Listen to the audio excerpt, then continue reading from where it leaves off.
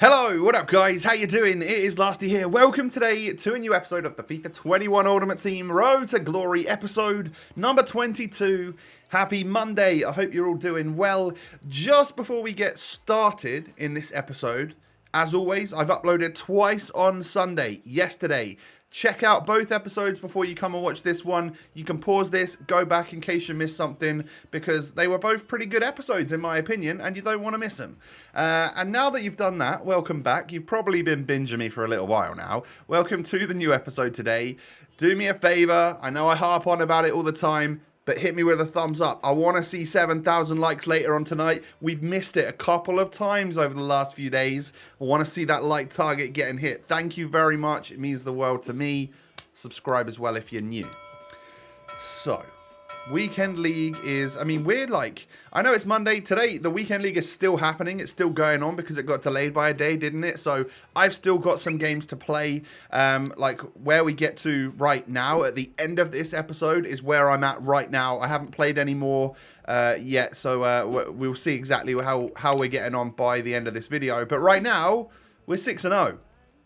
It has been a really unexpected great start. I didn't expect it, especially because, like, you know, I talk to a bunch of my friends on Discord all the time, and a lot of them seem to be having difficult weekends, and they're typically better than me at FIFA, so either something happened with the matchmaking and I got lucky, or I've really settled in with this team and started to know how to play with it. I mean, look at some of the dribbling we're doing here, like utilizing the R1 button or the RB button to do that nice dribbling and change direction really quick. And I think having players like Ousmane Dembele, like Alain Saint-Maximin, like, they seem to be incredible at turning defenders. I mean, nowadays, the scoop turn doesn't work as well. Like, last year, I would have pulled away from the defender when I did that scoop. Luckily, I still scored from that one, and this guy quit, so thank you very much for that. GG's, bro. But, like, a 2-0 rage quit, where has that come from? I'm at 6-0. I should be facing people that are, like, really, really, really difficult, and it hasn't been that way so far. So yeah, I don't know what's going on, but I'm obviously not going to complain. I'm just going to go ahead and roll with it and you know, pray that it keeps on going. We come up against someone else called Road to Glory. Now, if this is a Road to Glory, that is insane. You got a really nice team, bro. Joe Gomez and Varane at the back. Let's talk about that for a second, shall we? That seems to be the best bang for your buck centre-back duo on this game. If you can get yourself a Varane, I know it costs like 250, and then Joe Gomez, about 100k. I mean, you're set. You are absolutely set, because most people then have Ferland Mendy, which is probably one of the best left-backs in the game right now, that most people can attainably get. And then right back, you've got like Semedo or anyone, or Kyle Walker to get a strong link, of course, to Joe Gomez could work. So, yeah, that seems to be the way it's going in defence. So both of those defenders are on my shopping list. Both Rafa Varane and also Joe Gomez. Like, if I could somehow pack one of those untradeable, that would be insane. So if anyone's watching and I'm on the red list, and I actually am on a red list, those are the players I would like. Wait, I should have asked for Mbappe or R9, shouldn't I? Damn it, what's going on? But I find myself 2-0 down at half-time. That's the first time that's happened to me in the Weekend League. But I kept my head, like I wasn't raging or anything. We were actually doing all right. So I know I gave away a sloppy penalty, so that's really my bad. But aside from that, he'd made one goal. So, you know, I felt like we could maybe come back. We get a goal back with, again, I think, Dembele, that man. And then Hazard knocks it into Genie. I mean, if that was anybody else, like one of my attackers, I think I'd probably finish that. But you can't complain that Genie misses that, because let's face it, he's a midfielder. He's not got the best shooting in the world. And then towards the end of the game, I went high press, and then I threw the kitchen sink at him. For those of you that are new around here, that is a term that I start to use a lot when I'm playing the Weekend League. If it gets to the latter stages of a game and I'm not quite winning or something, I will go on a high depth, constant pressure, and then go on high press as well, so that my team just turn into like hard-working, crazy men that are all pushing forwards. All right? But what that does mean is that you either get that goal to equalise and then win, or you end up conceding 2 more goals and losing by even more. So it's sort of like all or nothing. You know, I'm a fan of that. So it didn't matter if I lose 2-1 or 4-1, really, does it? If I got the 2-all equaliser, it would have been worth it. So we do take a loss. We're 7-1 right now, and I was fine with that. Like, I felt a little bit salty at the end that he did get those 2 more goals. It wasn't a 4-1 game. However, you know, the fact that we pushed to try and get something to happen, I would rather that than just lose 2-1 and go out like in boring fashion. So the next game comes around, and I do go 1-0 down, and I'm like, okay, maybe we've now reached that time. The matchmaking is going to get tough. I've lost a game. Maybe, even though I was feeling pretty confident still and all right, maybe I've psychologically lost it a little bit in my head. And maybe now is the downfall. Yeah, that's where it all comes crashing down and we end up, you know, struggling. But luckily, that one ends up going in from Lucas. Because if I'd have missed that shot from St. Max and nothing happened from it and I didn't get a goal, I'd have been so annoyed. We do get the equaliser. Once again, awful possession from me, but we are creating more chances. This guy was just good at holding the ball on the edge of my box, and then I tackled him. He was good at recycling possession as well. But we knocked the ball down here. Ousmane Dembele turns and strikes. So what I had been doing was turning the other way most of the time with Dembele. So I didn't know, well, I don't think my opponent knew I was going to turn that way and shoot. That's the benefit of having a 5-star weak foot player with 5-star skills. You can do the scoops and stuff as well. And then I made some substitutions to try and win this game. I brought on my lone Mbappe, and you know that it's desperate times, desperate measures when that's happening. I wanted to win this game, and I felt like he was going to come back. So I brought on Marcos Llorente. I brought on even Semedo for Trent Alexander-Arnold.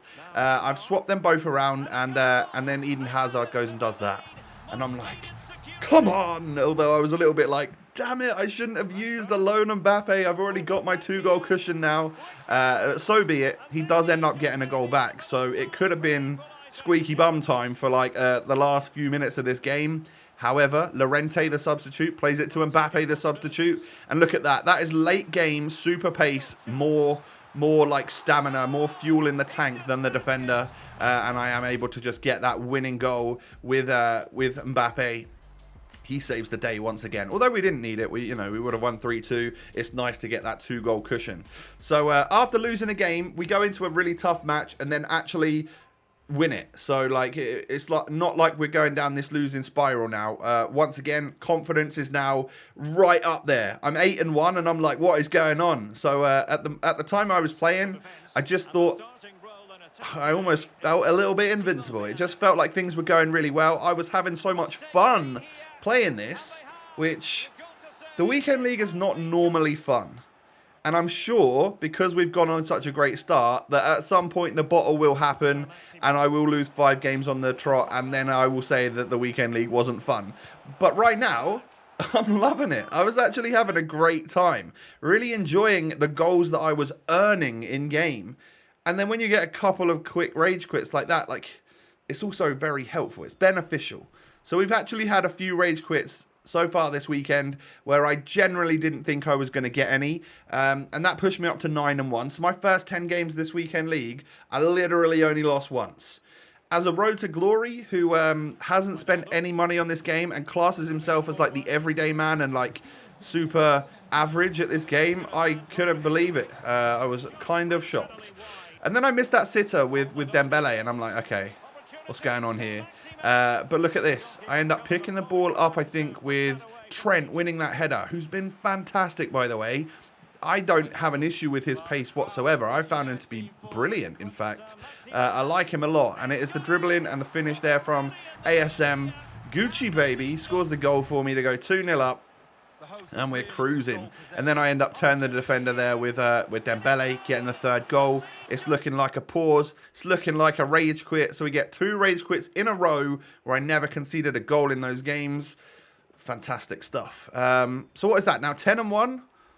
62% possession in that game. Wait, where's Lasty? What have you done with him?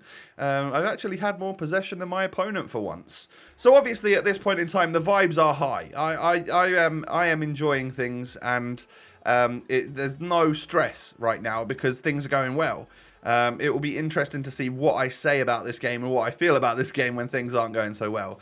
But I was nervous coming up against this team right here. He seemed to have knowledge of like who the OP players were, and the first goal that I conceded was a little bit like sus. I thought maybe I could get in front of the Ben Yedder, but Ben Yedder is Ben Yedder. He is all powerful, so he sticks the ball into the back of the net, and you can't really complain too much. Looks like I'm up against a fellow RCG by the name of his team anyway, and then we end up getting a penalty. I score the penalty.